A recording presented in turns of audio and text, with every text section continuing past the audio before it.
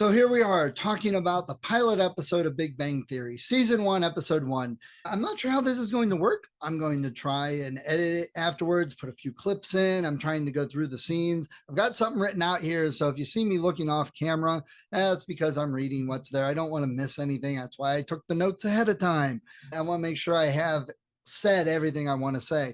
Look for links in the show notes to certain things like stuff they talk about scientifically in the episode. First of all, if you haven't seen the pilot episode, season 1, episode 1, go watch it. I believe it's still on HBO Max. I'll try and put a link down there. You can get the DVDs and Blu-rays if those still exist, which it may not be for too much longer. And just go watch the episode. I'm sure it's streaming somewhere. You can check it out. So when the episode starts, this is our first intro to the characters. We have Leonard and Sheldon walking down a hallway, and Sheldon's rambling about something. If you listen to it, it's a very common physics experiment, and I'll put a link in the show notes. The photon discussion. If a photon is directed through a plane with 2 slits in it and either slit is observed, it will not go through both slits. If it's unobserved, it will. However, if it's observed after it's left the plane but before it hits its target, it will not have gone through both slits. So right off the bat, we start off with these nerds talking about something that, oh my gosh, normal people don't talk about that. These guys are weird. You know what? I've been in these conversations so many times with my friends, and these conversations come up a lot with Sheldon. As the seasons go by, it's a little bit less because we understand Sheldon as a person more, and they don't need to do these types of things for the comedy effect. And that's really what it was for. It was in this first episode, they're still finding their feet. They are still figuring out the characters and the show. And I think there was a little bit of, let's make the joke by laughing at these characters. That's really what a lot of these come across as. But people grew to love the characters, and the joking settled down. It's not so much, let's laugh at these characters. Maybe we're laughing at the characters, but we're laughing at one character along with the other characters. You know what I'm saying? So the feel of the show did change a bit. And the photon discussion, I've had these conversations with friends. I've had these discussions with my son. Yes, sometimes there are just things that interest us that we get focused on and we think about. That doesn't make it weird, just makes it a little different. I would argue that it's a little more interesting to talk about how photons are affected through the slit experiment than it is to talk about some quarterback on a Sunday. That's my own personal opinion.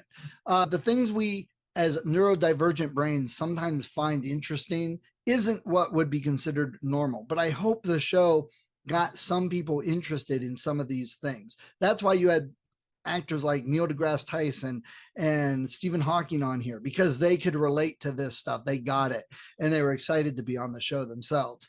And by the end of the series, I think everybody started feeling that way. There are many people that found what the guys talked about interesting, but no, I do not think it would make a good t-shirt. Sorry, Sheldon. I'm not sure what he's thinking about. Then they go in and the nurse is there, and she's wonderful. She shows up a couple other times throughout the series. She's got that deadpan expression. Listen to these nurses. I have had that reaction from people. 14 down is your finger. Phylum, which makes 14 across Port-au-Prince. When me and my son are babbling about something, we've had that look from people. And I've seen it in others that's just like, what are you talking about? And that's usually you're weird. Hopefully, again, by the end of this show, we redefined what was normal and what was weird. And it may be different. Doesn't mean it's not normal. And she, like I said, she does show up the same attitude in the show. I think she's great and she's hilarious. The fact that they're visiting a sperm bank, it's an early bad joke. That's all I can really see about it. I don't think any of my friends have ever talked about that. Hey, if any of them have, I don't know about it. That's fine. But again, it's the first episode, so I'm going to just forget about that one. But I do know plenty of people that would start rattling off the answers to the crossword, just bam. I know some people that do the crossword in pen as a challenge. And I know people that look at it and go, oh my God, I'd never be able to do the crossword. It's, hey, that's just because people are different. Some people can get the crosswords. Some people, it's more of a struggle for them, and that's fine. Sorry, T. So that telling the answers, oh, I got the answers, let me share them with you. That is a neurodivergent quirk, definitely. People take it as a, oh, look how superior my brain is to yours. And it's usually not done that way. It's just a, oh, I know this, let me help you. Let me get this done for you quicker. Now in a crossword, the whole fun of the crossword is the challenge. So giving somebody the answers really isn't that much fun. Like playing an adventure video game and somebody directing you, go here to get all the secrets. That's the point of the game. It's not as much fun. And the nurse obviously doesn't find them helpful at all. The look she gives them is wonderful. And one thing to keep in mind, I've heard many people wonder how these guys think or why they find certain things fascinating. That's the whole point of this show. Neurodivergent, the brain is wired differently. That's just how it is. I mentioned in the intro episode that I'm in Mensa. We always say about Mensa, it's where people get your jokes. You know how many times I've told a joke that everyone around me doesn't understand or get? That's just one of the things that makes us different, not separate, not better. That's not how it's thought at all, just different. And there are episodes where that kind of thing comes up also. Again, it doesn't make it not normal, just different. That's how we should think about it. And that's one message I hope that came across with the series over time. And just because they can do the crossword, how many other things do we find out that they can't do? How many times is there something that some simple thing, like we'll see later in this episode, that people are like, just do this, but the big brains don't get it. Okay. Everybody has strong points. Everybody has weaknesses. And same with these guys. Same with all neurodivergent brains. Then Sheldon starts to overthink things. And that's, oh my God, so common and typical. These characters are an amalgam of many quirky traits. Keep that in mind.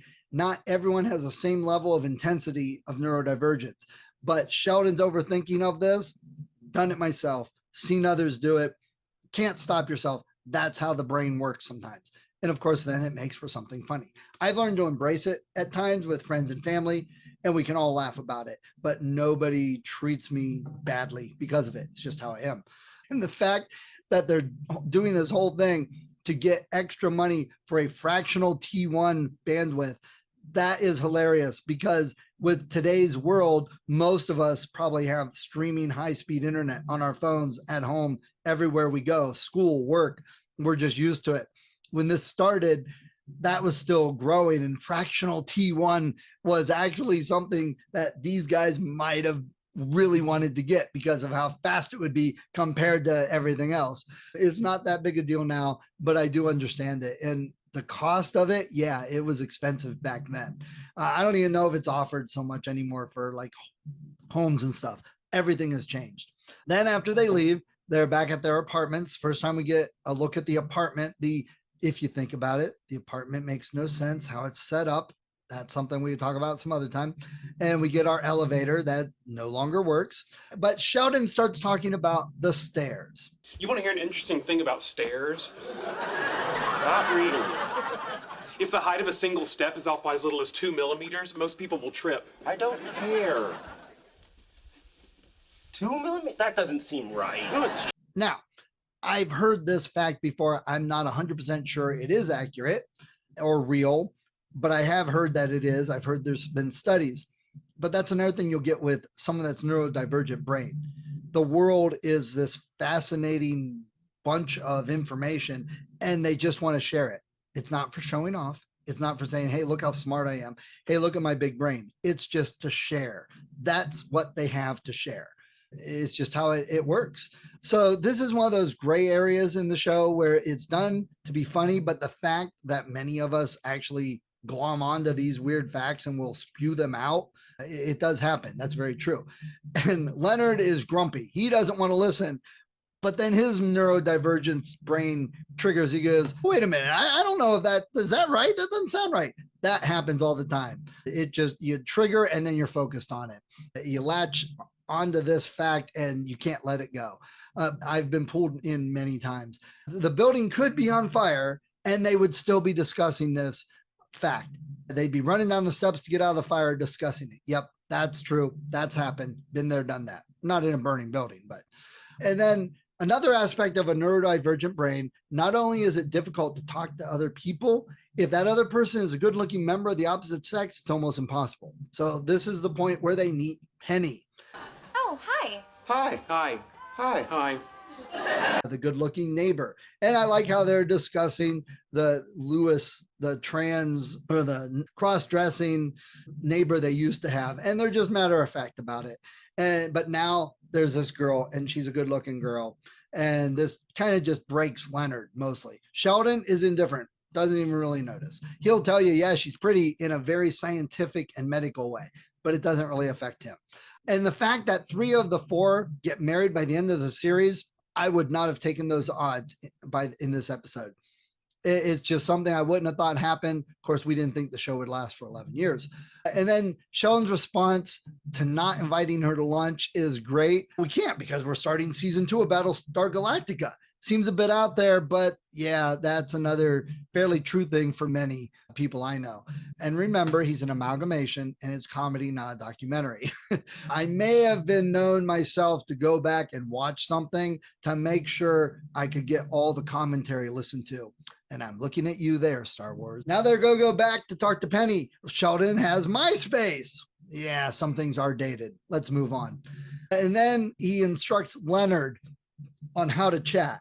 And that's hilarious because Sheldon doesn't know how to chat, but it's like the facts of it. He looked it up and memorized the steps. And that's very common and happens also. I've done that myself. And that was because that's what works. Having clear, precise instructions works and fits with our brains. When it's something that you're supposed to just feel, that makes no sense and it breaks a lot of us. So the fact that Sheldon is trying to help his buddy, I love that. And that's why many people on the spectrum, many people that are not neurodivergent become computer programmers. Very logical, makes sense, and they can do it very well. So then they go and talk to Penny, and Leonard starts just prattling on, saying this, that, and the other thing. I've caught myself doing that many times. If you don't know what to say because you're uncomfortable meeting somebody or you're around people, you start rambling about just about anything and your mouth just keeps going like it has a mind of its own. And you can sometimes hear yourself thinking, oh yeah, this isn't going well. Let me fix it by rattling off some more stuff, by talking even more and saying more things. So everybody thinks I'm even weirder. It's happened. And you can see how Sheldon is so much further from the human norm in this scene. Leonard is somewhere between Sheldon and Penny. That makes him not so weird in some people's opinions, but even at this point, Penny is just glad to have some people talking to her and friends. And she grows to love these guys immensely and understand them a lot more. And her and Mayim Bialik's character often will use their own eccentricities against them. I can recognize Leonard's prattling in this. It's almost like he's Pinocchio and wants to be a real boy. That's what I always thought of this. And then Sheldon is so they go to the apartment, Penny's in there and she's fascinated because to her, wow, scientific formulas, that's something I've never seen. And true. And now suddenly Sheldon's interested. Somebody's interested in his work. Somebody is showing an interest in the scientific formulas. Now he perks up, starts talking. I get that too. There are so many times I have something that when somebody shows an interest, I'm like, ooh, let me tell you all about it. Of course, then you go overboard and talk about it way more than it should. And like I said before, I don't know people that have scientific formula boards just sitting in their living room like this. There might be some out there. I personally don't know them. And then I love him showing that interest to her and how his attitude changes. When someone asks you something like that as a nerd or shows an interest, that becomes the best day of your life. So that's why he wants to share. People don't do that normally. I'm going to be part of this. So everything he tries to explain to her is simple and understandable. But to Penny, it's whoa, doesn't get it. And he's trying to really make it as easily accessible as he can with her. And then the little bit of jealousy and competition between Sheldon and Leonard is so funny. They found somebody that is not the unnormal brain like theirs, somebody that's a good looking female, and they're like a couple dogs after a bone. They start fighting about it and arguing. And I think that's hilarious. Shows that for all the non-normalcy you may see, there's still a lot of normal in there. This is probably the most they've ever talked to a pretty girl. And it can be extremely difficult because the emotions and feelings are hard to deal with.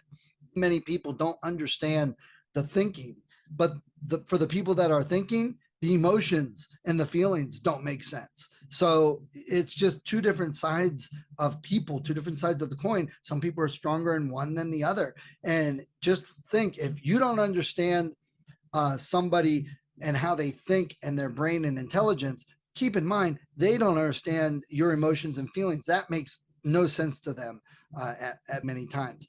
I've had that myself, and I know a couple people probably watching this that are laughing right now because they know that's how I am. Then Penny sits down. Penny, that's where I sit. And Sheldon goes, that's where I sit. And this joke stays with us the whole show. We get it over and over. And it's not something that's like dry and overdone. It's something we expect. It becomes not so much, oh, there they go again. It becomes, oh, yeah, we know what's going to happen with Sheldon right here. So the safe space, very true. Neurodivergent brains are like a cat that has to crawl into a box to feel safe. You ever seen that? Cats have their nests, their boxes they crawl into. Or have you ever had a bad day and you go home, wrap yourself in a blanket so you can eat junk food and watch sitcoms or rom-coms, right? That's what this spot is for Sheldon. That's his equivalent thing. That's his spot. He's safe and comfortable in that spot. So it's his, claims it. Now, that's not the way most people talk about things like this or do it. Again, he thinks differently, but that's his spot. Don't take it away from him. He needs that to get himself acclimated at times with the world around him. And that's something you'll see if you talk to people that know somebody that's very neurodivergent. You'll see that a lot. They need that place that they can just recapture themselves.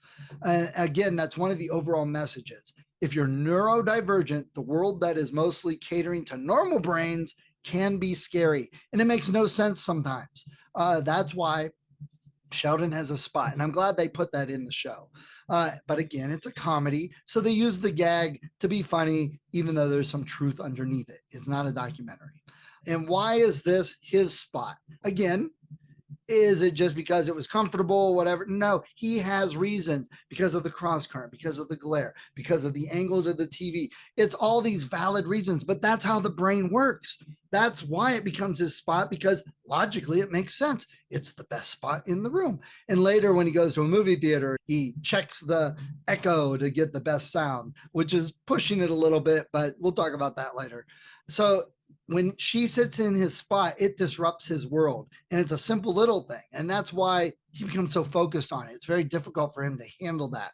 Does it make sense to her? No, well, just sit by me. And that's what makes sense to her. To him, it doesn't. You got to look at it both sides. Just because you may understand what she's saying, well, just sit here. That's not a big deal. Doesn't mean that's the only side of the coin. And then she goes, I'm Sagittarius. So that tells you more about me than you thought. And Sagittarius, which probably tells you way more than you need to know. Yes, it tells us that you participate in the mass cultural delusion that the sun's apparent position relative to arbitrarily defined constellations at the time of your birth somehow affects your personality. Participate in the what? And Sheldon goes off with, yeah, this is what it tells me. Neurodivergence can definitely come across as very opinionated and egotistical at times. That is something that happens. I'm not saying he's wrong or she's wrong, just saying he gives all these, what he considers facts. I'm not even going to say they are facts, because people that believe in using the astrology signs, they have good reasons for it. And I can see those as valid sometimes. Maybe it's not a direct consequence of the astrology. It's not been necessarily proven differently. So we'll just leave that there. But from what Sheldon says, it's very logical.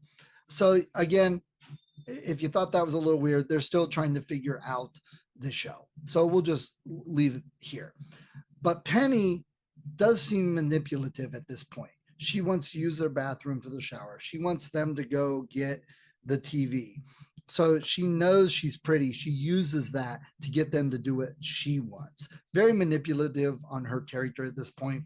And that's understandable because, again, it's the beginning thing. It's how she would be. It shows some of the conflict. I get that, but she's not like that all the way through. We'll forgive that.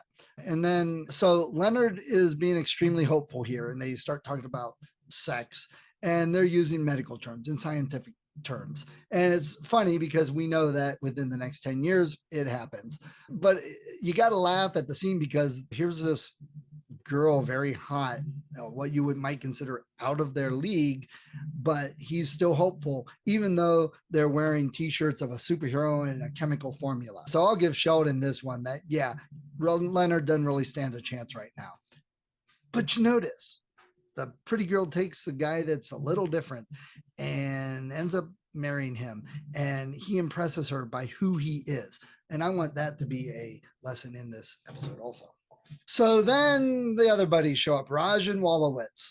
You got to introduce the other characters, and they're not side characters. These guys are main characters in this show. And I love how some things happen later with the women with these guys. But we'll talk about the characters. They are over the top with quirks immediately. Again, first episode, they're trying to show the characters and get a sense of them.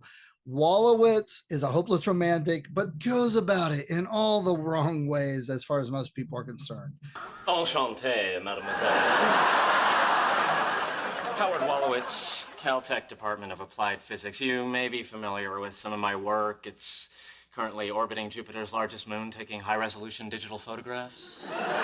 Not everybody, obviously. Bernadette likes him. She gets frustrated with him later. We'll talk about that some other time. Raj, he's got a really bad disposition when he's around women. He can't talk. He can't say anything. He freezes up. I'm sorry, do you speak English? Oh, he speaks English. He just can't speak to women. Really? Why? He's kind of a nerd. Juice box?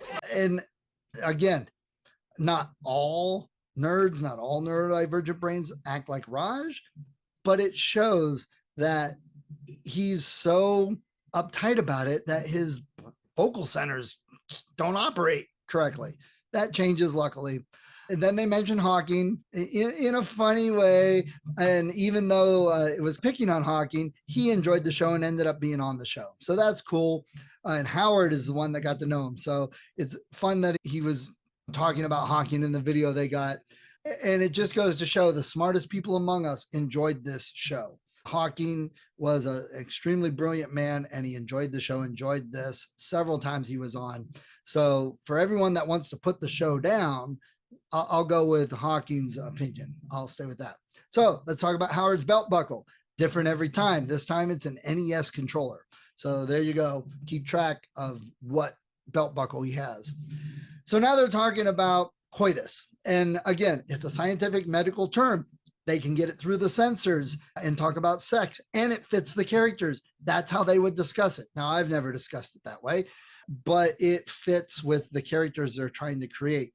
And it's funny because, again, that's not how normal people talk, but that's how these guys talk. So it did make for a funny time. And they do talk other times in very medical scientific terms. And I think it might have made some people uncomfortable because of that. And that's good too, because understand that the way other people talk make these guys uncomfortable at times. Some of the things they say, if it made you uncomfortable, and just keep that in mind that what you're saying may make someone else feel uncomfortable and you don't even think it should. So then they're in the car and Sheldon starts the car conversation. We should examine the chain of causality here. And that's hilarious because I've had that conversation too. And especially when you're stressed, your higher brain kicks in and you start talking like that. That is not how other people may talk, but that's how he does. I have been known to talk like that. I know people that talk like that, and it does make sense and it's all correct wording. Again, let's redefine normal here. Then they get to the apartments. So here they are, these smart guys, and they can't figure out how to get in. And Sheldon even says, "Oh, I love watching your brain work."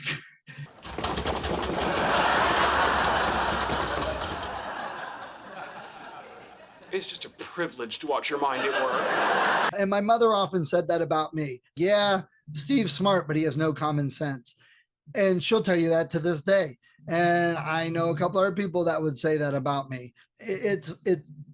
I don't know how to explain that. It's just the things that we consider common sense don't enter the brain sometimes because you're looking at it in such a logical way that the common sense aspects don't make sense sometimes.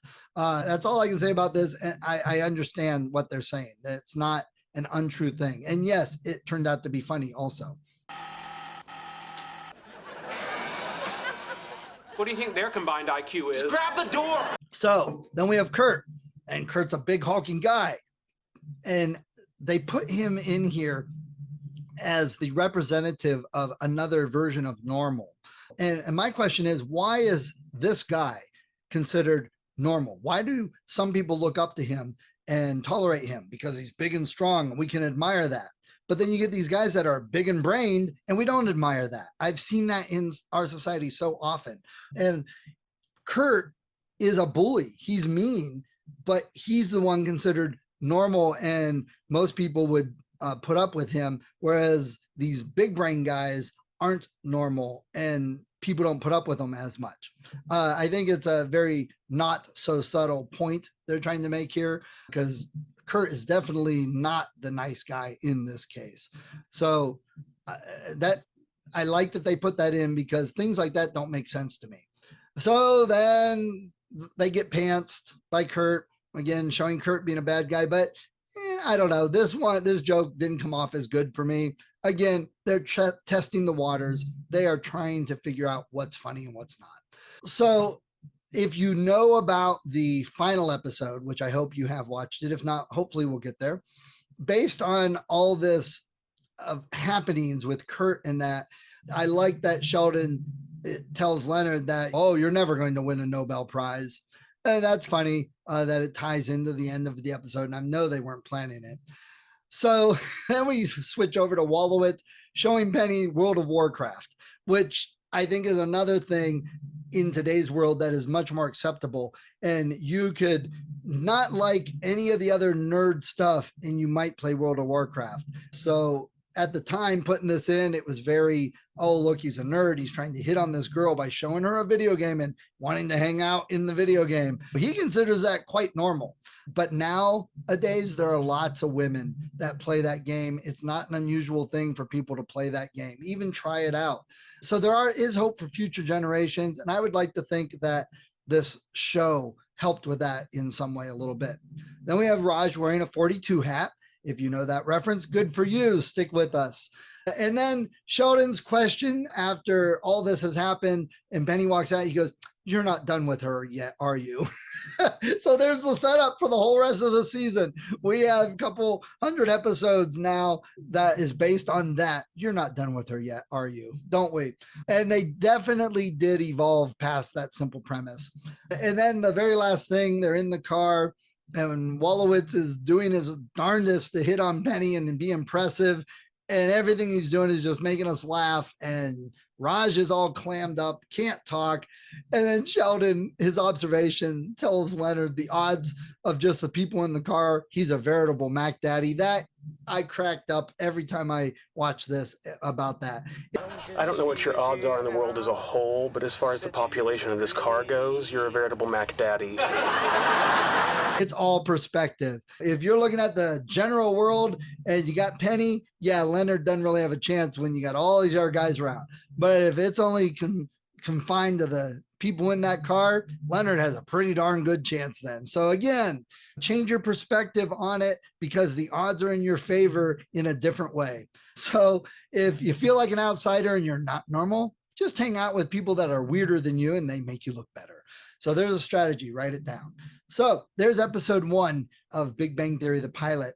I hope I said everything I wanted to say and I didn't babble and ramble too much and everybody kept with me and understood. And if you see yourself in what I've said in this show, come back for episode 2. I'll get it up soon. If you know somebody that you see when you watch this show, send this over to them. I'd love to get to meet more people like me and feel like me or others I've known, or just people that I can say, yeah, man, I get it. So there you go. Thank you for hanging out for episode 1.